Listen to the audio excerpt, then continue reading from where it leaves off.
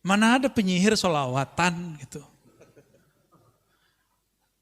Percaya nggak kalau saya liberal? Mana ada orang liberal ngajar kitab Aqidatul Awam? Ada. Mana ada orang liberal, orang plural ngajar ya, ngajar kitab Tohawi ya. Gimana sarungan? Ya, nggak ada.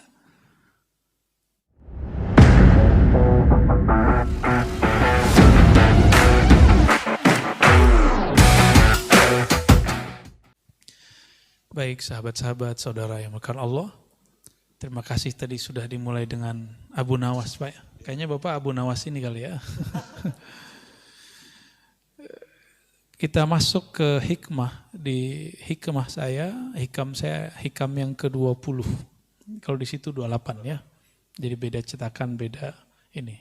Karena nomor itu bukan dari pengarang, nomor itu dari penerbit atau muhakkik editornya. Termasuk nomor hadis. Nomor hadis itu bukan dari pengarang. Bahkan Quran penomorannya bukan dari Allah dan Rasulnya. Saya baru saja diundang ketemu zuriat Syekh Sayyid Ja'far atau yang disebut Datuk Kelampayan, Syekh Muhammad Arsyad Al-Banjari ke Pagar Dalam namanya di sana. Diterima baik, alhamdulillah. Ada guru Daud, ada guru keturunan guru Zain. Mereka zuriat Bani Arsyad. Ya. Saya diperlihatkan Quran yang dulu disalin oleh beliau. Ternyata tidak ada nomornya. Jadi ilmu menguasai nomor itu ya ilmu khas sekarang. Ya, yang penting sebenarnya mengetahui isinya. Tapi kalau ada orang yang mengetahui nomornya itu juga bagus, tidak masalah ya. Tapi nomor bukanlah segala-galanya ya. Taib. Di hikmah ke-20 saya bacakan teks Arabnya. Bismillahirrahmanirrahim. Bisanadina dengan sanad guru-guru kita yang bersambung kepada Al-Imam Al-Arif Billah Ibn Athaillah As-Sakandari Asy-Syazili. Ma aradtu himmatu salik atau ma aradat himmatu salik ya. Ma di situ artinya tidaklah. Karena di belakangnya nanti ada kecuali ya. Ma aradat himmatu salik, tidaklah berkehendak himmah, keinginan atau semangatnya seorang salik antaqifa indama kushifa laha, untuk wukuf, wakaf. Wakaf artinya apa? Kalau kita sebut wakaf, itu artinya apa? Berhenti. Maka harta wakaf itu harta yang diberhentikan kepada Allah. Seharusnya kita nggak banyak syarat kalau sudah wakaf itu. Cuma kan kita kan suka kasih syarat ya. Antaqifa indama kushifa laha. Engkau wakaf, engkau berhenti ketika dibukakan baginya himmah salik.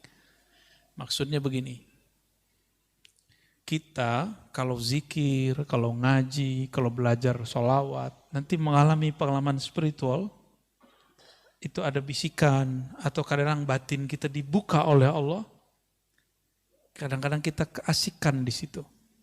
Dan kebanyakan yang tergelincir, itu orang yang dibukakan dalam bab mukasyafah fi syifa atau mukasyafatut tibbiyah, dalam bab mengobati.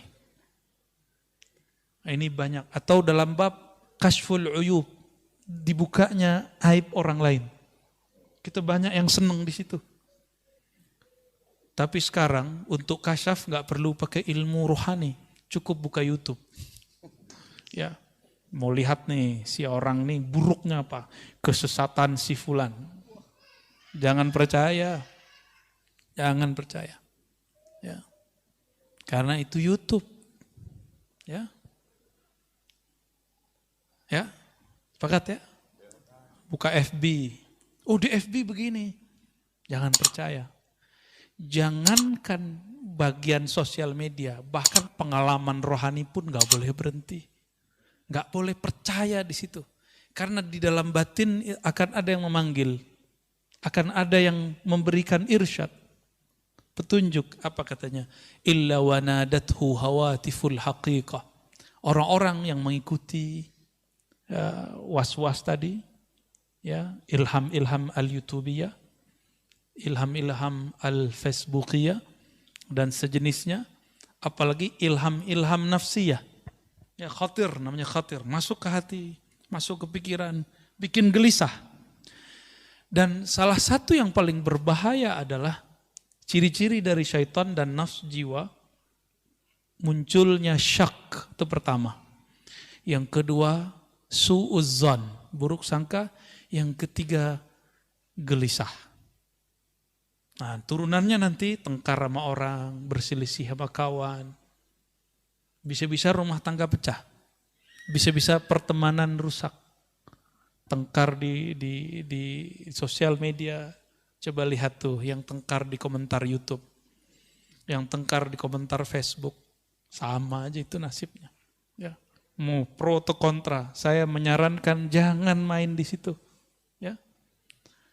Bahkan komentar diri ke dalam diri, tahu nggak komentar diri ke dalam diri? Kita ada masuk pikiran, terus kita jawab sendiri, ngomong-ngomong sendiri, pernah ngalamin? Itu aja bikin rusuh, Pak. Gimana ngomentarin yang sudah zahir? Ya, maka saya harap yang sudah ngaji hikam mulai hati-hati di bagian ini. Karena ujian kalau sudah ngaji hikam pun akan lebih berat. Tapi benefit rohaninya juga lebih berkualitas. Orang yang diujinya tinggi, anugerahnya pun melimpah. Tapi kalau mau di bawah-bawah aja, jadi akar rumput aja ya. Nggak ada angin, paling diinjek orang. Wanadathu hawatiful haqiqah. Akan ada yang berseru dari dalam dirinya. Hawatif itu bahasa Arab. Hatif. Hatif sekarang orang Arab nyebutnya itu telepon atau handphone. Akan ada suara yang masuk dari ranah hakikah. Nah, berarti ada syariat, tarekat, hakikah. Hakikah ini jurusannya masuk ke dalam kolbu. Ujungnya adalah ruh. Ar-ruhani. Ya. Berarti ruh kita akan berbicara. Ketika Bapak nih ngalamin sesuatu nih, atau dapat bisikan sesuatu. Ya. Alladzi tatlub amamak. Yang akan engkau cari ada yang lebih tinggi dari itu. Bukan itu yang kamu cari. Bukan ini tujuanmu ngaji. Bukan tekar-tekar begini tujuanmu belajar tentang Islam. Bukan kemudian kamu merasa paling benar tujuannya ketika kamu belajar suatu ilmu. Ini maksud dia. Dalam hati itu akan ada bisikan, Pak, pasti begitu. Coba aja. Coba antum tengkar di sosial media, tuh panas kan itu. Sholat ke bawah, ntar balas apa ya? Lagi wudhu ke bawah, hatta lagi buang air ke bawah. Saya kan pernah ngalamin, Pak. Kalau saya kan langsung di lapangan dulu, tiktokan langsung sama orang. Dulu emang hobi kita debat. Ya. Tapi ketika dapat hadis Sunan Ibnu Majah mengenai bahaya berdebat, saya kemudian diberi saran oleh mursyid-mursyid saya, hindari perdebatan. Ya, hindari perdebatan. Meskipun kita merasa diri kita benar. Kan benar itu kita merasa aja, belum tentu juga benar. Benar gak? Antum komentar-komentar kan merasa benar. Belum tentu juga benar. Sahih?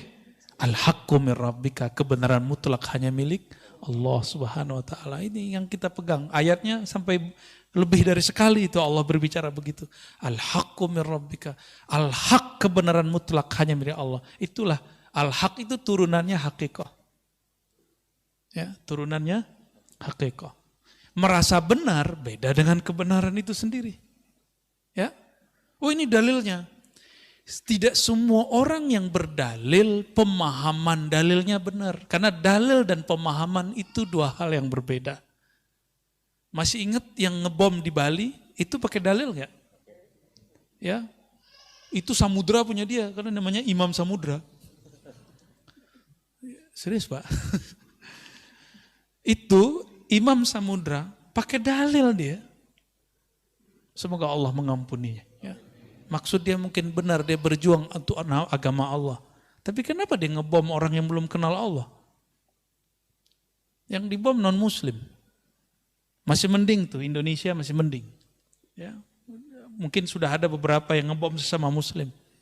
Di tempat lain, di negara lain, orang-orang yang membuat kajian-kajian keislaman, maulid Nabi, itu dibom. Ya, dibom. Maka perangkat-perangkat negara kita, itu PR-nya besar sekali. Saya bukan PNS, bukan ASN, bukan tentara, bukan polisi. Saya santri. Ya. Maka yang kita lakukan adalah amal-amal santri, ngaji kitab. Ya. Jika mereka ngurusnya nangkep-nangkep, nah itu urusan mereka itu. Atau apapun, kita ngurusnya memperbaiki dari dalam. Karena ini kesalahan kami juga. Kenapa membiarkan umat seperti ini? Ya. Maka kita nggak salahkan mereka juga. Ya. Kita nggak benci sama Imam Samudra, walaupun Samudra milik dia. Kita nggak benci juga sama yang mirip namanya sama saya itu ya, Amrozi. Ya. Nggak ada bencian. Kita justru sedih, kok ada ya orang mau beragama, ujungnya seperti itu. Ya. Dan kita nggak benci kepada orang yang benci kepada kita. Ah, ini kata kuncinya. Ya, kita nggak perlu benci kepada orang yang benci kepada kita. Gak usah capek-capek Pak. Benci sama saudara, benci sama tetangga, lelah gak? Benci sama orang banyak, capek gak? Capek. Jadi orang-orang yang paling lelah di dunia ini orang yang benci. Karena kalau sudah benci, keluarlah hasad, iri, dengki. At'abun nas fid dunya al-hasid. Orang yang paling lelah di dunia ini, orang yang dalam dirinya ada kebencian sehingga dia iri dengki. Jadi kita nggak usah benci sama orang. Wal mubghid, dan orang yang suka marah-marah. Marah di mana aja ya. Maka kita minta ampun kepada Allah jika kita pernah marah tidak pada tempatnya. Ya. Emang saya nggak pernah marah, saya pernah marah juga Pak. Dulu hobi saya marah, ini santri saya yang sering saya marah-marah ini dulu ya. Dulu berapa kali kena berdiri? Sering ya. Tuh, sering dulu. Alladzi tatlub amamak. Jadi di dalam diri kita, qalbu akan berkalam. Hei, yang kamu cari bukan ini. Bukan tengkar-tengkar begini. Bukan ilham-ilham begini. Kalau yang dapat kemampuan mengobati, kamu boleh mengobati orang. Tapi tujuanmu bukan ini. Maka dia seperlunya. Ya. Orang-orang yang kemudian kasyaf melihat aib, kebaca nih si batin orang. Bukan untuk itu, nanti batinnya akan ngomong, tujuanmu bukan untuk mengetahui kualitas batin orang. Ya. Hal itu hanya boleh untuk seorang mursyid. Jadi hanya mursyid yang boleh dikasyafkan tentang kualitas batin seseorang. Tapi kebanyakan mursyid nggak mau juga. Karena mursyid takut jika dia mengetahui aib orang lain. Ini saya udah banyak ketemu mursyid-mursyid ahli kasyaf, itu nggak ada yang suka, minta diangkat itu. Ya Allah angkat ini. Dan rata-rata mursyid saya, mazhabnya mazhab husnuzon. Apa artinya? Alirannya berbaik sangka, jarang yang berburuk sangka. ولا تبرجت ظواهر المكونات إلا نادته حقائقها. Tidaklah silau zawahir penampakan mukawanat alam. Alam itu ada alam yang zahir, ada alam yang batin. Alam fikiran, termasuk ilmunya, ini Bapak faham sesuatu itu udah alam. Alam pemahaman namanya. Apalagi merasakan suatu pengalaman zikir. Ya, pengalaman zikir, ada macam-macam Pak. Ada teman kita yang waktu zikir dia nggak ngerasa badannya ada. Ada yang zikir udah berkali-kali nggak ngerasa apa-apa juga ada. Ah, ini ujian. Ketika si temannya bercerita, saya kalau zikir terasa begini. Temannya bingung, lah dia bisa ngerasa gitu, kenapa aku enggak? Ini ujian buat dia. Apakah dia zikir nanti ingin merasakan itu? Atau dia zikir ingin mendapatkan ridha Allah Subhanahu wa ta'ala. Atas dasar itulah masyayikh kita memberikan satu doa kalau mau zikir. Ilahi anta maksudi. Ya Rabb, hanya engkau tujuanku, bukan pengalaman-pengalaman batin itu. Tapi bertemu engkau yang maha batin. Merasa dipandang oleh engkau yang maha batin. Itulah tujuanku. Jadi batin-batin yang lain gak penting Pak, udah ketemu Allah. Ya. Kalau antum sudah bersama pemilik yang zahir dan batin, masih butuh gak itu? Gak perlu. Maka pengalaman-pengalaman itu simpen aja lah. Ya. Ini banyak yang mengalami sesuatu, gak udah saya ceritain ke orang dah. Ya. Hatta gak usah ceritain ke saya lah. Ya. Saya juga punya pengalaman rohani dan saya gak banyak ceritain ke orang kok.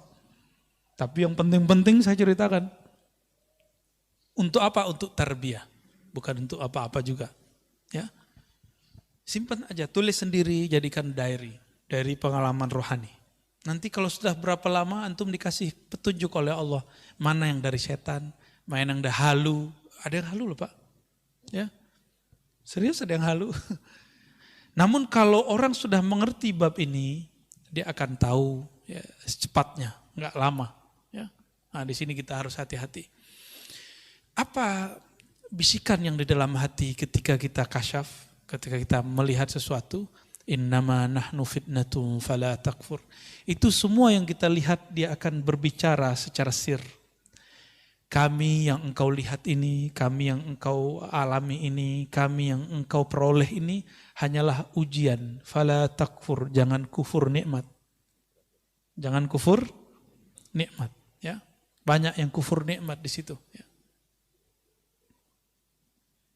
Maka di sini beliau mengatakan di syarahnya waghammid aynaik an dzalik wa la taltafit ilaih wa dum ala sulukika wa sayrik. Udah pejemin aja matanya, enggak usah pandang itu. Ya. Thariqah saya ngaji, ta'lim wa ta'allum. Al-ilm. Jadi thariqatuna thariqatul ilmi wa ta'allumi wa ta'lim. 3 itu. Thariqat saya, thariqah ngaji. Ngaji itu ada ilmunya, ada ta'allumnya, belajarnya, ada ta'limnya. Nah, berarti ada maklumnya, ada yang dipelajari. Maka kemana-mana kita sering bawa kitab. Ini bukan gagah-gagahan. Tapi kita nggak mau ngulangin hal-hal yang nggak perlu diulang. Dan saya ingin berbagi kepada masyarakat, terutama yang minat kepada kajian keislaman, apa yang kami baca di pesantren minimal Bapak Ibu juga dengar. Dan asik ya. Walaupun nggak bisa baca kitab, gimana? Senang nggak? Ya, merasa disihir nggak? Karena udah ada yang bilang saya menyihir. Ya. Alhamdulillah. Sejak kapan saya belajar sihir Pak? Ya.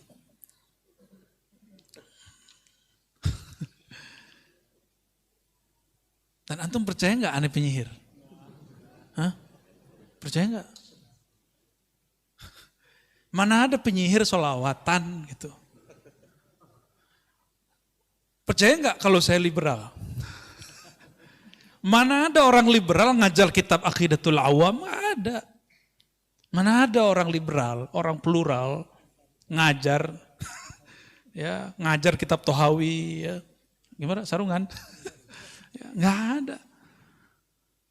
Itu potong-potongan dan mereka tidak mengerti kata-kata kunci bahwa kita berbicara bab namanya ontologis. Kalau teologis itu akidah. Saya nggak pernah 1 detik pun keluar dari akidah Ahlus Sunnah wal Jamaah. Ya, tidak pernah kita keluar. Kalau mazhab fikih kan kita bisa berselancar Pak. Di dalam mazhab Syafi'i itu sudah banyak kaul-kaul yang bisa kita pakai. Ya. Jadi antum percaya nggak aneh liberal? Percaya nggak saya mengajarkan nyembah Nabi Isa? Nah, itu kan video yang dipotong kan? Antum percaya nggak saya mengajarkan menyembah siapa saja? Berarti antum telah sampai usul kepada Allah. Kan nggak ada. Kita menjelaskan dalam bab rohani tidak ada kata benar salah. Dalam bab rohani sempurna tidak sempurna. Sempurna itu al-Muhammadi, Nabi Muhammad SAW. Selain itu tidak sempurna. Makanya ketika ada kajian kita yang dipotong salah satunya, saya pernah menjelaskan satu ayat, surah Ar-Ra'd ayat 15, ingat saya. Ya, sujud kepada Allah apapun yang di langit dan di bumi. Ya. Apa kata Sidi Syekh Ahmad Tijani dan imam-imam yang lain? apapun yang di bumi, apapun yang di langit, semuanya sedang menyembah Allah. Walaupun zahirnya dia menyembah selain Allah. Itu kalam beliau. Itu bab namanya bab ontologis, bukan bab teologis. Kalau bahasa kitanya bukan bab akidah, itu bab wujud. Adakah wujud di alam ini selain wujud yang hakikinya dari Allah Subhanahu wa Ta'ala? Enggak ada. Ya.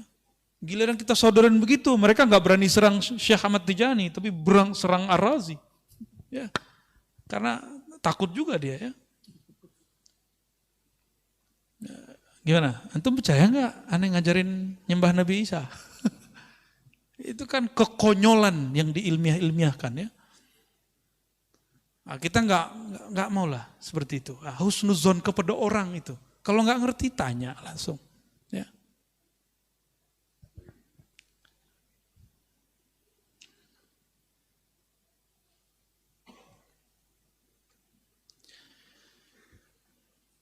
Was-was itu ada dua. Satu dari dalam diri, satu dari luar diri. Yang dari luar diri ini ada syaitan bertubuh manusia, syayatinul insi. Dan yang kedua, syayatinul jinni, setan jin. Apa yang dia bawa? Was-was, iwaswisu fi sudurin nas. Ya, dia mewaswaskan manusia. Ya, maka saya menghimbau siapapun, tolong jangan terlibat perdebatan, pertengkaran yang ada di sosial media. Karena itu akan membawa was-was. Unfriend aja ya.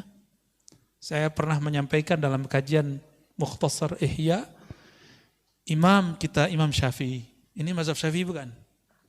Ya, untuk mazhab yang lain juga boleh nggak apa-apa. Tapi ini imam kita ya, imam kita semua. Imam Syafi'i pergi ke pasar ya. Nyampe di pasar, ada orang ngomong menghina-hina, kata-kata kasar. Ya. Di belakangnya ada murid beliau, santri beliau namanya Al-Buwaiti. Kita sekarang nyebutnya Imam Al-Buwaiti. Apa kata Imam Syafi'i? Tutup telingamu, jangan dengarkan sampah-sampah. Karena ini semua adalah sampah yang akan membuat bau pendengaranmu, akan mengotori pandanganmu. Ternyata manhaj ini dipakai oleh gurunya Imam Abul Hasan Al-Asy'ari, namanya Abul Hasan juga ya. Imam Abul Hasan yang ini, beliau mengatakan ketika 3 muridnya datang, apa kata beliau, Abul Hasan ini? Kalian tidak usah memandang wajahku. Jadi belajarnya di belakang tirai. Karena kalian baru saja melewati pasar, di pasar mata kalian baru saja dikotori. Kalau kita kan bilang cuci mata. Kalau beliau bilang enggak, kalian habis ngotorin mata. Nanti kotorannya nyebar ke saya. Jadi ternyata beliau ini kasyaf. Ya. Habis ngeliatin aurat orang, habis buka status yang gak benar, habis tengkar di Facebook, itu dia tahu. Kalau zaman sekarang ya, kalau dulu seperti itu. Maka dia gak berani lihat, dia khawatir membaca aib orang lain. Tuh. Ada Al-Baqillani, ada imam-imam Isfaraini ya. Ada Fawraq ya. Banyak sekali. Itu yang tiga itu saksi. Bahwa gurunya wali-wali Allah kasyaf. Ya. Nah ini kasyaf ini terjadi di beliau dan Allah tidak angkat. Karena Allah tidak angkat maka dia tutup. Dia lebih baik tidak melihat mata seseorang. Coba kalau kita buka atu-atu kan gawat Pak. Ya. Di mata saya juga udah banyak maksiat ya.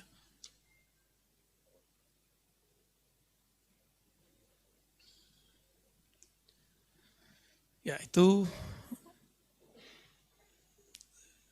yang nomor berapa sih itu? Nomor 28. 29. Oke. Sekarang kita masuk ke hikmah yang baru. Sebenarnya masih banyak penjelasannya. Minimal sudah dapat intinya. Bahwa jika antum dapat kasyaf atau ada kasyaf Facebookia, Kasyaf, YouTube dapat informasi dari sana, jangan langsung percaya. Oke?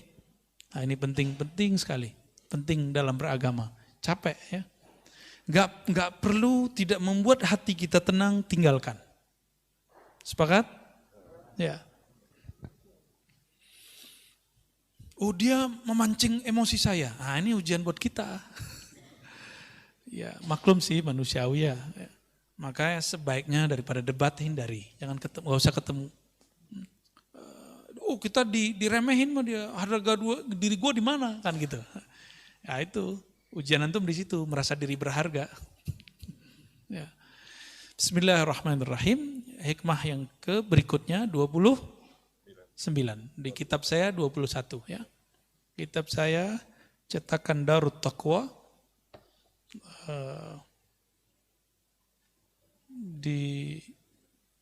ditahqiq oleh Syekh Syurfawi, ya ini masih muda, Syekh Anas Syurfawi. Beliau juga ahli akidah, juga sufi. Masih muda, umurannya di atas saya dikit. Ahli hadis. Ya, ahli hadis juga, ahli akidah. Pernah di Indonesia beberapa lama. Semoga beliau dirahmati oleh Allah Subhanahu wa taala.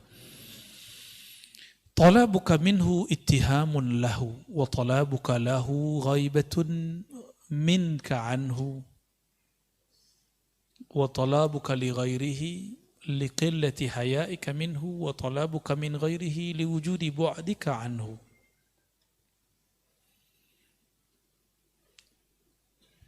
Ada 4 jenis orang meminta. Dan 4-empatnya itu bermasalah. Jadi 4 kesalahan orang berdoa. Ya. Yang pertama, talabuka minhu ittihamun lah. Engkau memohon, meminta kepada Allah, minhu, kepadanya Allah, ittihamun, tapi engkau menuduhnya. Ya. Lahu, terhadapnya. Kenapa? Engkau meminta karena engkau berpikir dia lupa terhadap rezekimu. Lalu kita doa, ya Allah, masa sih lupa? Sering begitu gak? Kita itu sering doa kayak ngasih tahu Allah, benar gak? Jujur ya, kita sering doa memberitahu Allah. Ini yang gak benar. Sebelum kita berdoa, Allah kan sudah tahu. Maka kita berdoa bukan sedang memberitahu. Kalau kita sedang memberitahu, kita telah menuduhnya bahwa dia sebelum kita doa tidak punya pengetahuan. Batallah sifat 20-nya. Dalam akidah Ahlussunnah, Allah bersifat ilmun alim, punya ilmu. Ilmunya tidak didahului oleh khabar dan sebab atau kejadian. Ada 3, sabar, khabar, berita atau kejadian. Kalau ilmu saya itu didahului dengan itu. Sabab itu bisa jadi ngaji, saya belajar dulu, khabar dikhabari orang, atau kejadian hadisatun. Terjadi dulu baru faham, ya nggak benar nggak? Kita husnuzon nih sama seseorang, ternyata maksud dia nggak baik. Ya, dan itu sering, Pak. Sering. Ya, saya nggak tahu dan saya berdoa untuk nggak perlu tahu isi hati antum yang hadir ini. Saya husnuzon saja. Mungkin ada yang niatnya tulus, ada yang niatnya coba-coba. Coba dulu kalau asik dengerin. Terusin kalau enggak. Ada yang pengen cari bahan untuk dipotong-potong, terserah antum ya. Allah tidak pernah tidur dan Allah lebih dahulu tahu. Sebenarnya sisi kisah dikasih tahu. Cuma nggak boleh aneh kasih tahu. Di antara wajah-wajahnya kan kelihatannya. Itu wajah nggak bohong, Pak. Mata itu bisa berbicara seperti Imam Abul Hasan tadi. Bisa ngomong dia. Atau hati-hati aja ketemu dengan orang-orang yang kolbunya selalu dekat dengan Allah Subhanahu wa ta'ala. Ya. Maksudnya bukan saya ya. Kalau mas saya terserah antum lah ya. Wa talabuka. Sebelum masuk yang kedua. Jadi kebanyakan kita doa ngasih tahu Allah. Berarti kita buruk sangka Allah sebelumnya tidak tahu. Saya mau tanya sama antum nggak doa, kalau rezeki pasti nyampe nggak? Antum nggak nyembah Allah, nyembah tepekong, nyembah Yesus, nyembah Wisnu, Siwa, apapun, terserah. Tapi kalau rezeki nyampe nggak? Nyampe.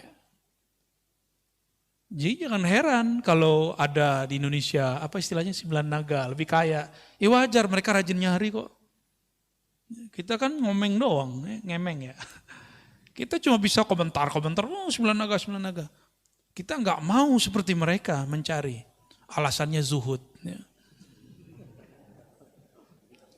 Islam itu 2 rukunnya itu mesti pakai duit Pak, pakai harta. Syahadat aman, ya penting air putih beres. Sholat ya uduk beres lah. Tapi kalau masuk puasa enggak juga, malah ngurangin. Tapi setiap bulan puasa selalu pengeluaran kita lebih besar. Saya nggak tahu juga kenapa tuh ya. Dan yang keempat, kelima itu butuh duit.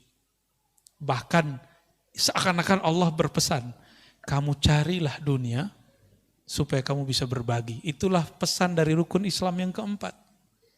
Ya, berzakat, benar nggak?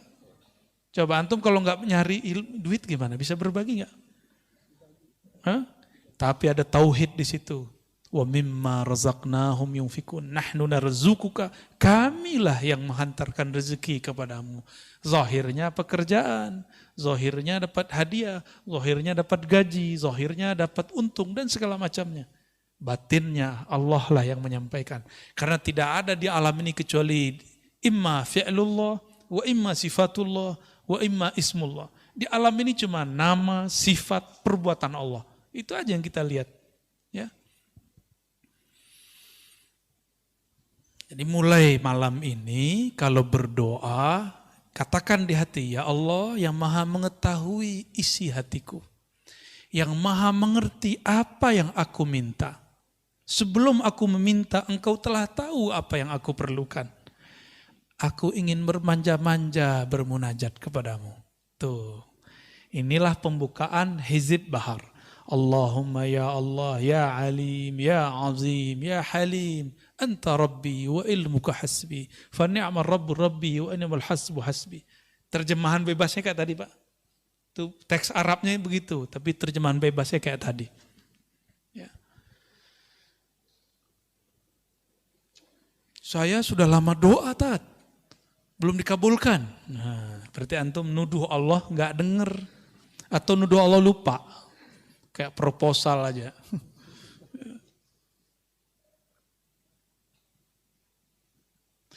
Wa talabuka lahu ghaibatun minka anhu. Engkau yang kedua, pertama talab minallah, yang kedua talab lillah. Apa talab lillah? Kita meminta untuk Allah atau karena Allah. Nah, orang-orang seperti ini, kenapa dia kemudian mencari rasa supaya Allah itu ada? Berarti dia merasa Allah itu pernah tidak ada. Gawat nggak? Yang hilang, muncul, hilang, sadar, tidak sadar itu kita atau Allah? Ya. Nah, ini kalau diterjemahkan talabuka lahu, tuntutanmu terhadapnya supaya dia ingat, supaya dia menjawab, itu karena kamu ghaibah, hatimu tidak terkoneksi kepada Allah. Maka orang sering ngomong gini kayak tadi, saya udah minta kok, saya udah doa bertahun-tahun kok, tapi kok Allah tidak jawab. Ya, berarti hatinya ketika doa tidak terkoneksi kepada Allah. Dan dalam hadis yang sahih disebutkan bahwa Nabi SAW bersabda, Innallaha la yujibu, Allah tidak menjawab. Apa yang tidak dijawab? Doa dari orang yang min qalbin ghafil, dari kolbu yang lalai. Allah enggak jawab. Ya, contohnya seperti ini. Saya nih, anggap saja saya direktur ya. Oke, ini kita khayal-khayalan. Nih lagi halu nih ya. Bapak datang, Bapak GM saya, ya, bawa proposal. Keren kan? Bawa proposal. Udah 3 hari, saya nggak approve. Boleh nggak ngeyel Pak? Direktur, gue udah ngasih 3 hari, lu kok lupa? Boleh nggak gitu? Pecat besok langsung ya? Hari itu saya pecat langsung. Tapi Allah itu maha baik Pak. Kita nggak pernah pecat dari seorang hamba. Ya, paling turun-turun dikit. Ya, palingnya itu masalahnya Pak. Nggak usah ke Allah, ke manusia aja nggak boleh begitu. Maka Allah tersinggung jika ada seorang hamba mengatakan, aku telah berdoa, tapi dia belum kunjung menjawab. Ya, saya udah sholat bertahun-tahun kok, tapi Allah nggak jawab juga. Sama, antum khidmah di masjid nih, tiba-tiba pengurus ganti, kurang dihargai. Ngomong, saya ini udah banyak berkorban di sini. Kalau nggak ada saya, masjid ini nggak jadi. Itu ditolak langsung itu di sisi Allah. Saya sudah ketemu orang begini bertahun-tahun dan banyak. Bisa jadi di majelis, bisa jadi dimanapun. Hati-hati, ciri-ciri orang yang diterima amalnya, dia lupa kalau dia beramal. Ciri-ciri orang sedekahnya diterima, dia lupa berapa yang dia kasih. Lupa di situ artinya dia nggak mau sebut-sebut. Ciri-ciri orang yang diterima pengabdiannya, dia tidak merasa telah mengabdi kepada Allah ya, kepada rumah Allah, kepada majelis-majelis yang kita, ini kan majelis nih Pak. Ya kalau bukan karena saya nggak jadi, tunggu setelah ini antum diuji. Ya, saya setiap kali ngomong begitu saya diuji sama Allah dari kecil Pak. Umur 9 tahun kita menghidupkan surau kan, surau dulu kita nginepnya di surau. Tapi tradisi itu sudah nggak ada. Umur 9 tahun kelas 4 SD, saya jadi Bilal. Untungnya guru di sekolah sangat mendukung. Jadi kalau pagi-pagi absen dulu, siapa yang nggak sholat pagi ini, sholat subuh. Akhirnya masjid tuh rame. Kita nginep di masjid, nginep di surau. Sayangnya guru kita sudah sepuh, tidak siap lagi mengajar. Ya, sudah nggak sanggup mengajar. Tapi kita punya kenangan dulu nginep di surau, rame itu. 1 sof, 2 sof. Terbesitlah di hati, ada was-was. Kalau nggak karena kamu, nggak rame di masjid, nggak rame di surau. Besok Bilal saya diganti. Gila. Sana kan kalau nyebut L di belakang hilang Pak. Bilal itu Bila. Dulu Bila. Panggilan saya Bila dulu. Bilal ya. L-nya hilang. B-nya ganti pakai G. Gila. Habis ngomong begitu. Ya.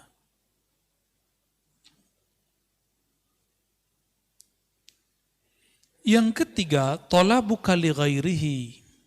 Engkau menuntut, memohon pertolongan kepada selainnya. Perlu digarisbawahi, tawassul bukanlah memohon kepada selain Allah.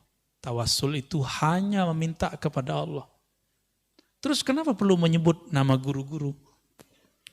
Karena Imam Abul Hasan Asy-Syadzili, sebagaimana dikutip oleh Imam Al-Buni, Al-Ismul A'zam, nama Allah yang agung itu banyak. Salah satunya ada gudangnya. Siapakah gudangnya? Gudangnya adalah waliyun min awliyaillah. Wali-wali Allah Subhanahu wa taala. Jadi wali-wali Allah itu hati-hati kalamnya itu, dia berkalam itu dengan kolbunya. Jika dia berdoa, doanya terdengar sampai ke langit sana. Ya.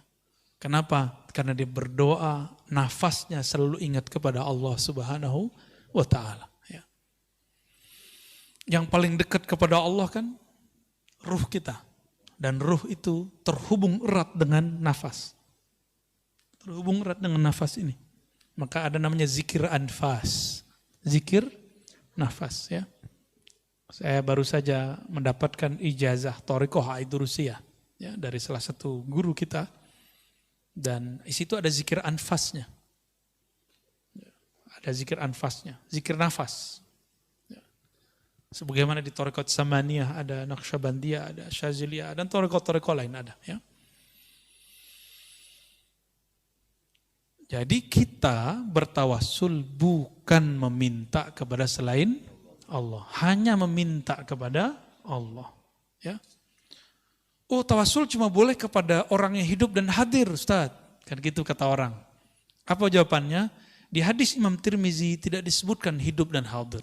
Nabi cuma mengajarkan, Allahumma inni atawajjahu bika, inni atawajjahu ilaika binabiyyika, Nabiyyir rahmah, ya Muhammad, inni atawajjahu bika ila rabbi, fashfa' fiyya.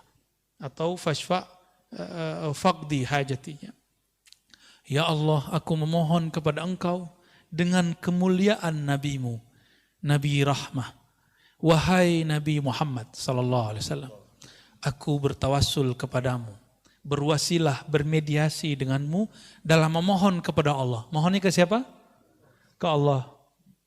Tapi nyebut nama Nabi Muhammad karena Nabi Muhammad di dalam dirinya ada gudang nur asma-asma Allah Subhanahu wa ta'ala. Dan itu diwariskan kepada ulama. Ulama-ulama ini menyimpan di dalam rohaninya cahaya-cahaya nama Allah Subhanahu wa ta'ala. Saya boleh sampaikan, qalbul awliya, qulubul awliya, khazainu asma'illahi ta'ala. Qalbunya para wali-wali Allah adalah perbendaharaan nama-nama Allah Subhanahu wa ta'ala. Kalau dulu Imam Ghazali dalam kitab Ihya beliau mengatakan dadanya para ulama adalah kuburnya ma'rifat dan asrar. Kubur itu diziarahi enggak? Diziarahi enggak? Imam Ghazali ini ngomong, antum kalau enggak percaya yang pertama, yang Ghazali aja deh yang dipercaya. Kalau aneh kan ngomong, kolbunya para aulia adalah kumpulan gudang nama-nama Allah Subhanahu wa ta'ala. Sedangkan Imam Ghazali lebih dahsyat lagi, beliau berkata, apa kalamnya? Sudurul ulama kuburul ma'arif, kuburul ma'rifah wal asrar. Dada para ulama adalah kuburan daripada ilmu ma'rifat dan rahasia. Itu sebabnya ulama dikunjungi. Ya, itu sebabnya ulama dikunjungi. Ya, saya pun senang ziarah ke ulama. Kalau ke saya nggak usah dulu lah, ngaji-ngaji aja. Gak usah soan-soan dulu lah, belum pantas ya. Belum pantas aneh disoan-soanin ya. Mau berkunjung, belum pantas, masih ada guru-guru sepuh, kiai-kiai senior. Kepada beliau lebih aula, lebih utama kita berkunjung. Ya, kalau perlu saya temenin berkunjung ke mereka. Kebetulan lagi pas waktunya ya. Insya Allah ya. Mau ziarah nanti ya. Ziarah bareng-bareng kita mau. Insya Allah. Nah, kenceng. Semoga COVID-nya nggak bekerja banyak ya. Ini karena mau libur sengaja ya, jangan terlalu euforia. Siapa tahu nanti ada virus baru. Nah, itu maksud dari pemimpin kita. Ya, ini udah nggak pada pakai ini nih. Ya, ini rahasia kita aja ya.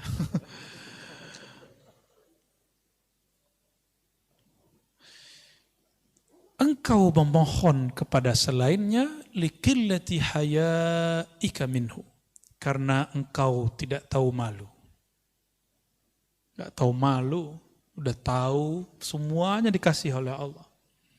Udah tahu bahwa satu helai rambut pun Allah yang menumbuhkan. Sudah sadar bahwa kita ini baiknya karena Allah yang membaikkan. Masih aja minta kepada selain Allah. Biasanya meminta kepada selain Allah ini terjadi pada orang kepepet. Jadi ilmu kepepet ini ada baik ada buruknya. Kalau waktu kita mahasiswa kepepet malam ini langsung jadi itu skripsi. Ya. Tapi kepepet. Nah, ini biasanya kan yang kepepet itu orang sakit. Kalau sakit datang ke dukun tuh. Dukun ya tahu deh ya. Dia kan minta ke Allah juga sebenarnya, cuma kan antum dia disuruh syirik. Tapi ingat, ada orang yang dituduh dukun, dia bukan dukun. Nah, itu disebut uskun, ustadz, tapi dituduh dukun. Ya, ahli ruqyah, itu dia nggak syirik. Ya, yang teman-teman ruqyah itu, saya tidak menentang praktek itu, saya cuma ingin mengingatkan jangan asik di situ, gitu aja. Ruqyah kan salah satu yang dibolehkan Nabi Muhammad Sallallahu Alaihi Wasallam. Jadi kita nggak masalahin, tapi jangan halu, ya, berbahaya. Masa percaya sama orang lagi kesurupan? Saya paling merasa aneh jika ada orang mentasdik, mempercayai omongan orang kesurupan. Orang kesurupan antum percaya? Makanya ada video orang ngambil kaligrafi nama Ashabul Kahf. Di tengahnya ada kitmir. Ya. Gitu kan. Saya ada di sini karena itu. Nah, ini cara setan lewat jin yang nyusup, ya, sehingga menjadi kesurupan ke badan seseorang untuk menghina nama-nama kekasih Allah. Ashabul Kahf itu kalau dalam ilmu ma'rifat termasuk nabi-nabi tapi bukan rasul. Karena sebelum Nabi Muhammad SAW, nah wali itu nabi. Sebelum Nabi Muhammad, semua wali-wali Allah yang dapat nubuat, ya, dapat kabar ilham itu pasti wali. Kecuali orang-orang soleh, ya. Ada wali-wali yang khusus lah. Kalau wali amnya nggak masuk, ya, wali amnya nggak masuk nabi. Tapi kayak mereka Ashabul Kahf. Sebagaimana disebutkan dalam kitab Tazkirah, Ashabul Kahf itu nanti akan muncul kembali. Itu nggak tahu gimana ceritanya. Akan muncul kembali nanti di saat Nabi Isa berjuang melawan Ya'juj dan Ma'juj. Nanti keluar lagi Pak. Berarti dia lagi tidur lagi sekarang. Wallahu a'lam. Ya, hanya Allah yang tahu nasib mereka hari ini. Saya pernah ke tempat yang disebut Gua Kahfi yang ada di Yordan. Besar kemungkinan memang di sana. Ya, kita ditutup oleh Allah, kita nggak bisa ngelihat di belakang rahasianya apa, kita nggak tahu. Ya, tapi kalau berdasarkan riwayat yang ada, mereka muncul lagi. Taib. Ada kepepet kedua, orang yang sudah mentok biasanya jabatannya, posisinya, biasanya ini pejabat-pejabat nih, hati-hati. Ya, pejabat-pejabat, nggak tahu kelas menteri mungkinnya dia ada. Cari backup ke siapa? Ya, direktur-direktur yang udah kesohor tuh, ya, udah mentok dia, udah bingung. Nah, cari backup, mau cari backup ulama, terjebaknya kepada dukun yang berbaju ulama. Ada ulama dituduh dukun, nggak dideketin. Ada dukun berbaju ulama dideketin. Oh, itu banyak terjadi. Ya, udah banyak. Saya agak sedih melihat fenomena ini. Ya. Kalau mereka menghebat, mereka aja jadi direktur, ya. Mereka aja jadi orang hebat. Kenapa mereka kemudian kita mintai? Jangan marah, ya. Yang praktek jangan marah. Ya, kita harus edukasi masyarakat lah. Ya. Wirid-wiridnya sudah ada semua kok Pak di Instagram, di YouTube. Wirid supaya narik rezeki. Ada semua. Wirid untuk jabatan naik. Ada semua, antum mau ngamalin nggak? Ya, itu aja sebenarnya. Tapi ada cara paling ringkes. Puasa Daud, sedekah, udah beres. Karena sebaik-baik karir Nabi Daud. Nabi Daud itu karirnya terbaik. Apa rahasianya? Rahasianya apa coba? Puasa Daud, ya. Ya namanya puasa Daud, ya, Nabi Daud yang puasa. Dulu di awal Allah mencipta Sayyidina Adam. Nabi Adam dikasih unjuk takdir semua keturunannya, termasuk saya duduk malam ini di sini dan antum hadir malam ini. Nabi Adam sudah dikasih unjuk. Nabi Adam tahu. Ya, maka Nabi Adam tersenyum kalau ngelihat kita ngaji. Alhamdulillah. Nabi Adam melihat di antara takdir itu ada yang unik. Yang unik apakah itu? Nabi Daud ahli pandai besi. Dia akan bisa menciptakan senjata-senjata yang hebat. Tapi umurnya tidak cukup. Umurnya barangkali cuma sampai umur 60-70. Anggaplah 70. Dia mati, meninggal. Akhirnya Nabi Adam mengatakan seandainya, ini wahyu ke dalam hatinya. Jadi wahyu itu ada macam-macam juga, ada yang sudah di Lauh Mahfuz, ada yang langsung ke dalam ruhnya para nabi. Ini tingkatan-tingkatan wahyu, Pak. Yang sudah sampai, jadi Allah berkalam ke Lauh Mahfuz, itu babnya kudrat iradat. Kita sebut takdir. Ada yang masuk ke dalam ruhani para nabi dan para wali. Nah, ini namanya bukan takdir, namanya rahmah. Ya, karena arsy itu adalah tempat Allah mengejawantahkan rahmatnya. Disebutlah Ar-Rahman alal arsy istawa. Terhadap arsy lah Allah meratakan, melimpahkan rahmatnya. Arsy itu di atas langit. Antara langit dan arsy ada takdir, Lauh Mahfuz. Berarti hukum arsy lebih tinggi daripada hukum Lauh Mahfuz. Seperti, mohon maaf, kolonel, atau kalau di polisi apa namanya? Kombes punya suatu kebijakan. Terus ada atensi dari jenderalnya, jenderal bintang 1. Berubah nggak dia? Berubah. Di dunia aja begitu, gimana di langit nggak? Ini kan cuma imitasi yang di sana. Yang ada di alam ini adalah imitasi. Apa arti imitasi? Ya, tiruan yang di sana, yang hakiki yang di sana. Nah, langsung hukum arsyah, hukum rahmat yang disebutkan di dalam Al-Quran, ya, bahwa rahmat Allah mendahului ghadabnya. Di hadis qudsi juga disebutkan begitu. Rahmat Allah mendahului murkanya. Dalam sebuah lafaz ada kalimat di hadis qudsi misalnya, inna rahmati sabaqat ghadabi. Sesungguhnya rahmatku mengalahkan, mendahului ghadabku. Ghadab itu hukum Lauh Mahfuz, murka. Sedangkan rahmat hukum arsyiyah. Berarti ada ilmunya kan? Ini bukan buatan Ar-Razi. Bukan akidah baru. Ada dalilnya semua. Kita nggak mungkin keluar kalam sesuatu tanpa ada dalil. Ya, nggak mungkin ya. Saya membawa bid'ah kalau mengatakan itu. Sayyidina Adam alaihissalam kemudian mengatakan, ya Rabb, ini kan bisa diilhami. Berikanlah 30 tahun umurku, anugerahi untuk anakku. Nah, gitu sayangnya sang ayah Abul Bashar, bapaknya manusia, kepada keturunannya.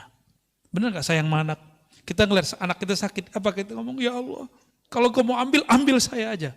Kira-kira begitu. Ya, ini kok ada ya orang ngomong, ya, terhadap orang yang pernah belajar sama dia, ente murtad, ente kafir, kan aneh kan? Kan gak pantas begitu. Berarti dia gak pernah merasa jadi guru yang sebenar-benarnya. Karena guru yang ada mengayomi, mendoakan kebaikan, bukan memvonis. Ya, itu aneh kalau itu terjadi. Seorang Abul Bashar, karena guru itu Abul Ilm, Abu Talamiz, Abul Muridin. Guru itu adalah ayahandanya seorang murid. Nah, Nabiullah Adam alaihissalam mengatakan, ya Allah berikanlah 30, nyawanya dikasih.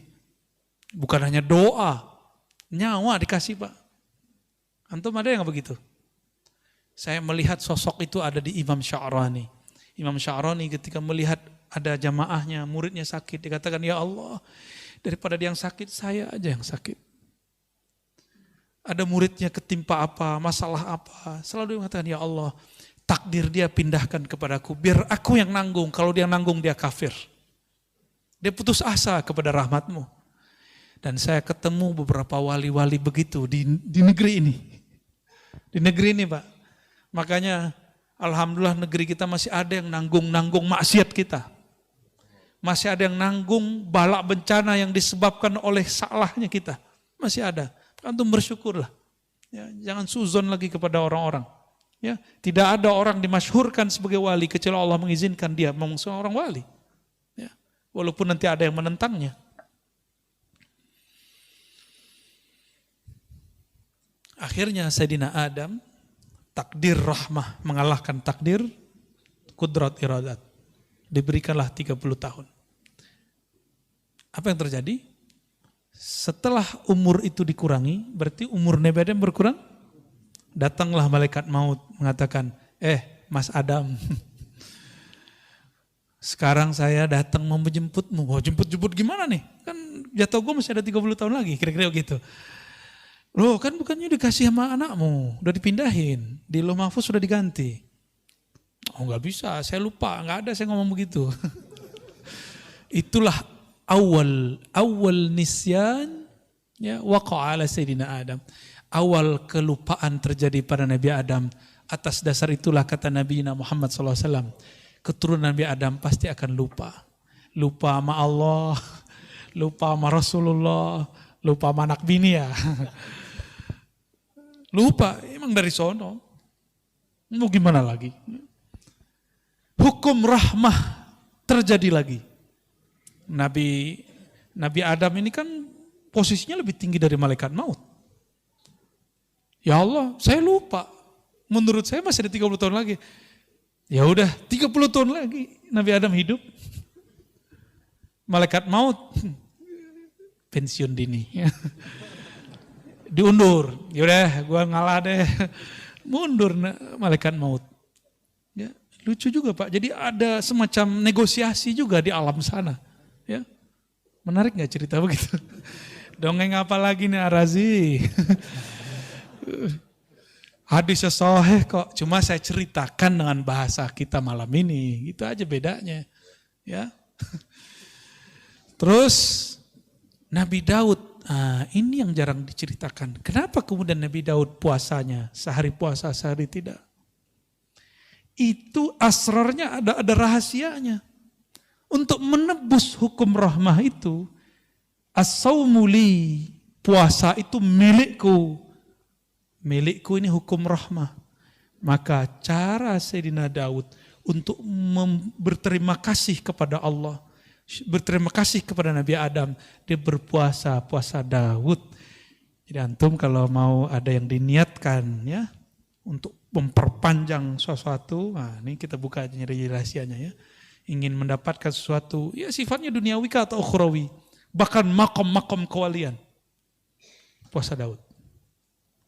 Ya, tapi niatnya saya sarankan supaya enggak kena kitab ini. Ya Allah, aku niat puasa Daud karena Engkau saja. Kalau jabatanku dinaikin ya alhamdulillah. Rezekiku lancarin ya alhamdulillah. Yang penting aku karena Engkau. Jika nanti antum puasa Daud rezekinya nggak nambah, jangan berhenti puasa Daudnya. Karena kita puasa bukan karena rezeki. Kita puasa karena Razzaq, bukan rezekinya. Kita bukan penyembah rezeki. Kita penyembah Allahur Razzaq. Jabatan kita malah kemudian turun. Kata Ustadz ini katanya bisa bikin naik. Malah nggak naik-naik. Malah jatuh tat. Berarti ada rahasia lain. Rezeki kita gak kemana-mana. Banyak orang yang diturunkan di jabatannya. Kalau dia husnuzon, tunggu lahazat. Beberapa saat saja. Sebulan, 2 bulan, bahkan tidak lama. Allah carikan ganti yang lebih indah. Selalu begitu. Akhirnya Sayyidina Daud, seumur hidupnya dia berpuasa. Berpuasa sehari, puasa besok tidak. Untuk kompensasi hukum rahmah. Hukum rahmah. Hukum rahmah, hukum kasih sayang. Supaya tanda terima kasihnya nyambung kepada Allah SWT. Ya, sudah pernah dengar masalah ini sebelumnya? Ya, udah kali ya. Kentaran ini dituduh bid'ah lagi. Wa talabuhu min ghairihi. Talabuka, engkau meminta, yang keempat, engkau meminta kepada selainnya. Pertanda engkau memang jauh darinya. Ya, maka datang kepada, mohon maaf ya, pakai media-media. Saya tidak mengharamkan raja, wafak, wifik, karena ada ilmunya, ada sanadnya. Karena Ibnu Taimiyah pun membolehkan raja. Gak percaya, buka kitabnya sendiri. Ibnu Qayyim menyebutkan risalah dalam kitab At-Tibbun Nabawi tentang raja. Di piring, ditulis, disiram, minum. Ada Pak. Gimana, syirik gak tuh? Kalau ada yang mengatakan dia bermanhaj salaf lalu mengatakan itu syirik, dia telah mensyirikkan Syekhul Islam Ibnu Taimiyah.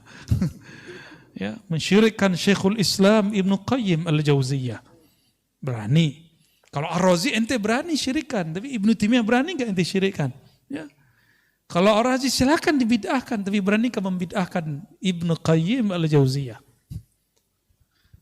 Nggak berani mereka. Ya beraninya sama kita doang. Ya. Akhirnya kita ini cuma memuja, memuji, menghormati orang yang sudah wafat, yang sudah mati. Yang hidup kita nggak hargai. Ya. Nunggu dulu dia mati, baru ente kemudian nangis. Ya. Nunggu dulu sang wali, sang ulama, sang kiai mati, baru nangis-nangis. Dulu saya nggak ngaji kepada dia. Mau sampai kapan ngomong begitu terus ya? Wali setiap saat akan ada yang wafat. Ini sudah banyak wali yang wafat, Pak. Maka ulama-ulama muda harus bersiap-siap mempelajari ilmu ma'rifatullah. Supaya dia bisa mewarisi tugas-tugas kerohaniannya. Ya, harus. Kalau nggak ada wali-wali itu negeri ini nggak dijaga oleh Allah Subhanahu wa ta'ala ya. Kita ya minimal jadi wali murid lah ya.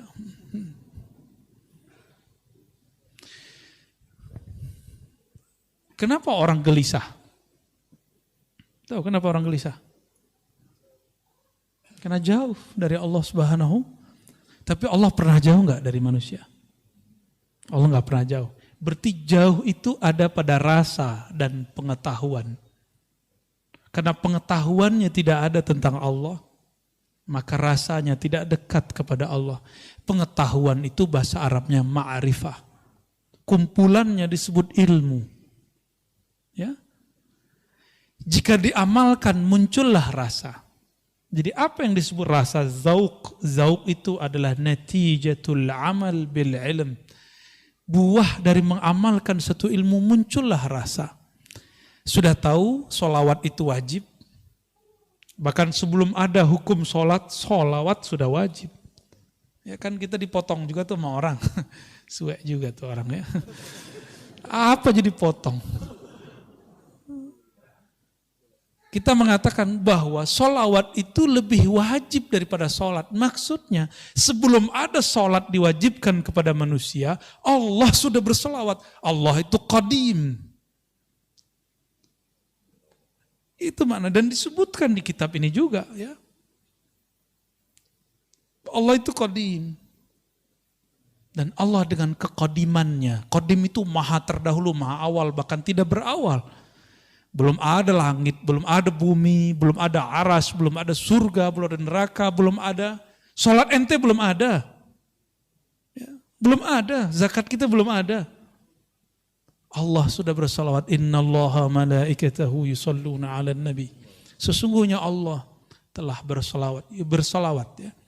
Dan senantiasa bersalawat kepada Nabi Muhammad SAW. Kenapa tidak ar-Rasul? Kalau ar-Rasul itu Muhammad bin Abdullah. Tapi an-Nabi itu Ahmad Ruhullah. Itulah yang dikhabarkan Sayyidina Isa. Karena Muhammad bin Abdullah belum lahir. Tapi Sayyidina Isa Ruhullah Saghir, Ruhullah Minor. Dia mengenal Ruhullah Kabir. Apa kata dia? Nanti di akhir zaman Ruhullah yang Kabir itu, yang agung, wa innaka la'ala khuluqin azim, yang azim itu akan lahir, akan muncul. Ismuhu Ahmad. Namanya Ahmad. Tapi Abdul Muttalib ngasih nama cucunya Muhammad. Apakah salah? Tidak. Ternyata setiap orang itu mempunyai rahasia-rahasia mengenai masalah nama. Cuma karena ilmu ini sudah ditutup sementara, rasain saja. Ya sudahlah dulu ya. Jadi tolong jangan minta-minta nama sama saya ya. Karena sudah ditutup, Pak. Ya.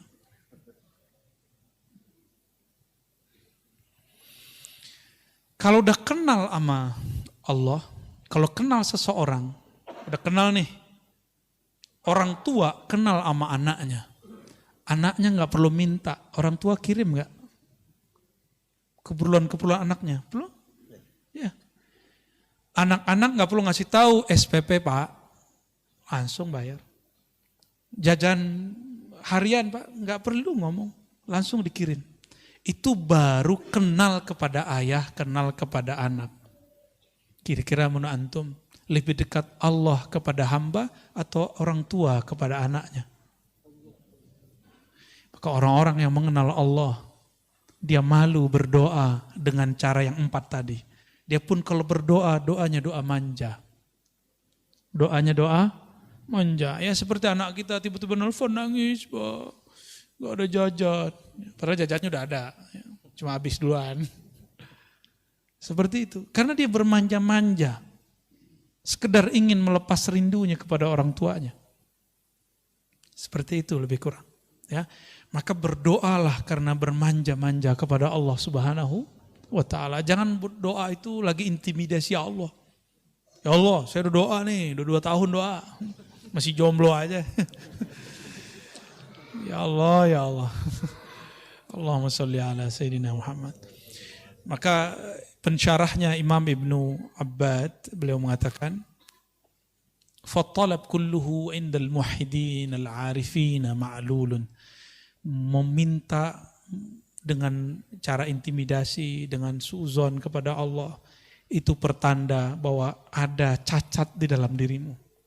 Bahwa engkau belum betul-betul mengenal Allah Subhanahu wa ta'ala. Kita memohon kepada Allah berkah kajian ini, berkah Nabi SAW dan para wali Allah, khususnya Sayyidina Abil Hasan Syazili, Abul Abbas Al-Mursi dan Ibnu Athaillah Sekandari. Semoga Allah menganugerahkan anugerah ma'rifat dalam rohani kita. Amin ya rabbal alamin. Wassallallahu ala nabiyina Muhammad.